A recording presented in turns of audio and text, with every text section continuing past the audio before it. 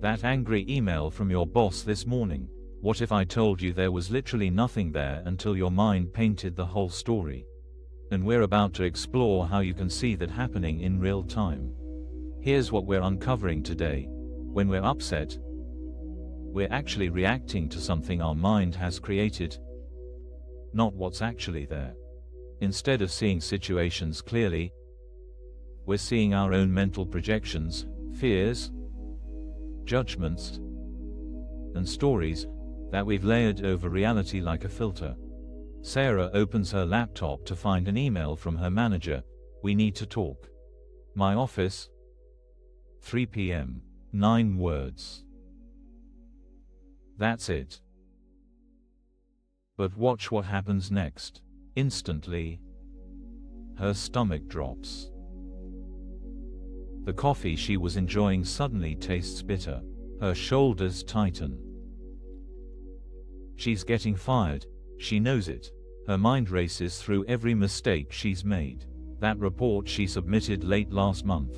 The meeting where she disagreed with the new strategy. That day she left early for a dentist appointment. By 10 a.m., she's mentally drafting her resignation letter. By noon, she's calculated how many months her savings will last. She skips lunch because her stomach is in knots. She texts her partner, I think something bad is happening at work. 9 words. But Sarah isn't responding to those 9 words anymore. She's responding to an entire movie her mind has produced, directed, and starred in.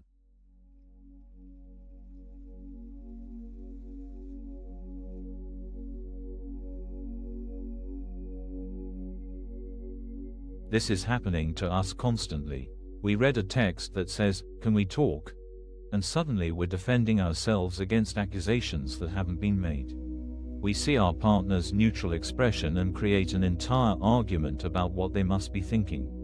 We get feedback at work and hear criticism that was never spoken.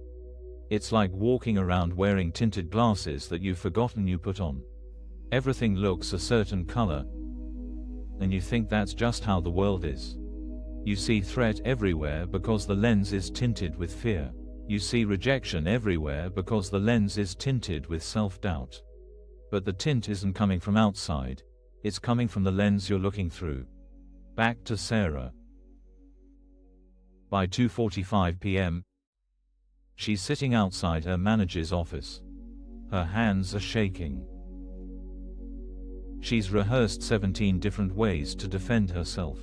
She's prepared explanations for every possible criticism. Her mind has been in full combat mode for 6 hours. At 3 p.m., she walks in. Her manager smiles, actually smiles. Sarah, I wanted to talk to you about the team lead position. The director approved it this morning. The role is yours if you want it. Sarah sits there, stunned. 6 hours of torture, 6 hours of defending against attacks that were never coming, 6 hours of solving problems that didn't exist.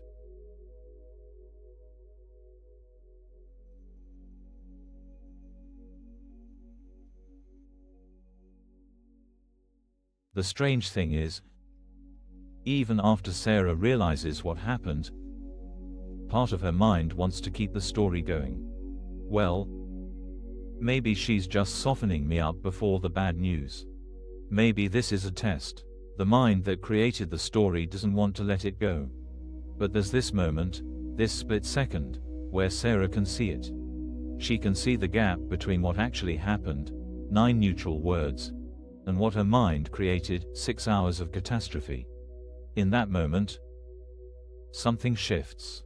It's like suddenly remembering you're wearing those tinted glasses.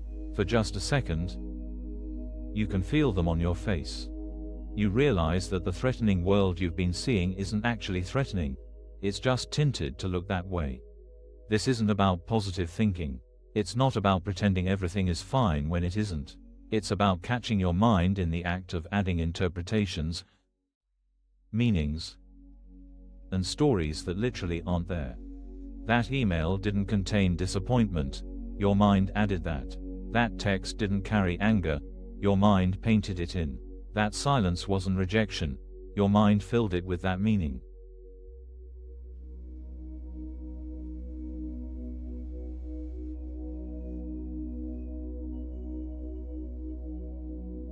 When you start catching yourself in the act of mental storytelling, there's this moment of space that opens up.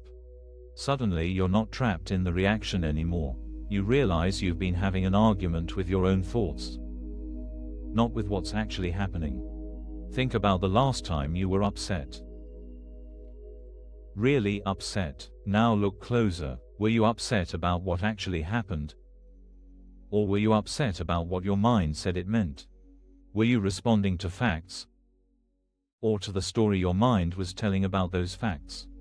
That person who didn't text you back, were you upset about the absence of a text, or about what your mind decided that absence meant?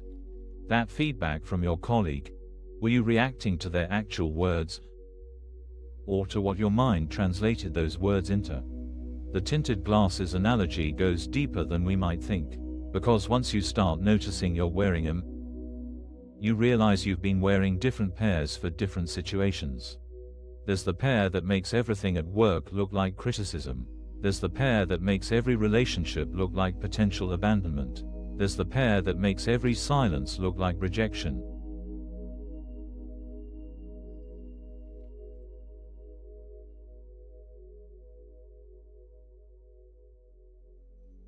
Here's what Sarah discovered in the days after her promotion conversation. She started noticing how often she was pre-writing entire conversations that never happened. She'd see an email from anyone in management and immediately start defending herself against imagined attacks. She'd notice her partner being quiet and create an entire story about what must be wrong. But now she had a reference point. She could remember those 9 words, "We need to talk," "my office," 3 p.m., and how much suffering her mind had added to them.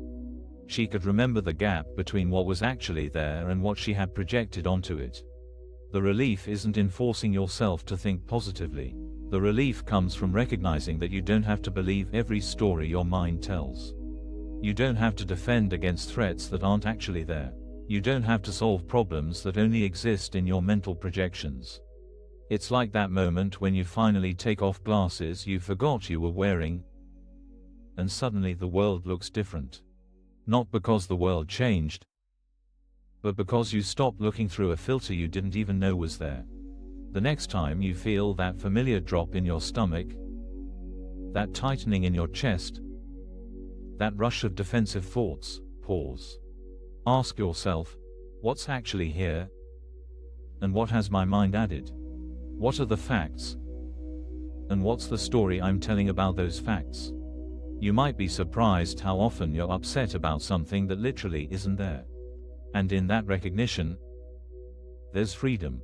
Not the freedom of pretending problems don't exist, but the freedom of not creating problems that were never there in the first place. If you'd like more teachings and guided practices like this, you can like the video and subscribe. And now, we'll move into a short guided meditation.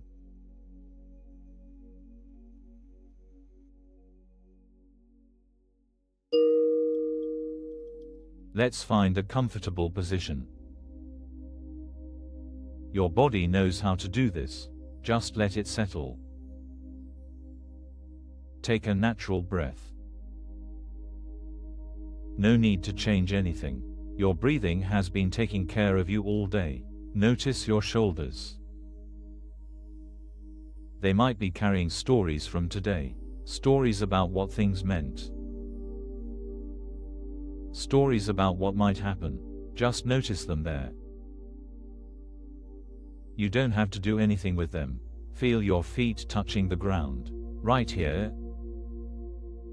In this moment, your feet are simply touching the ground. No story needed. If your mind starts writing new stories about whether you're doing this right, about what you should be feeling, just notice.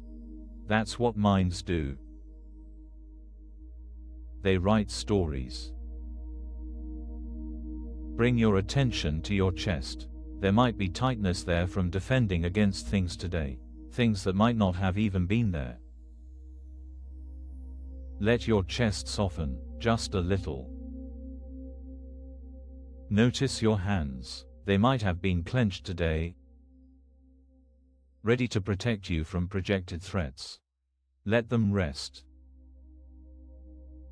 They've been working hard for just these few moments.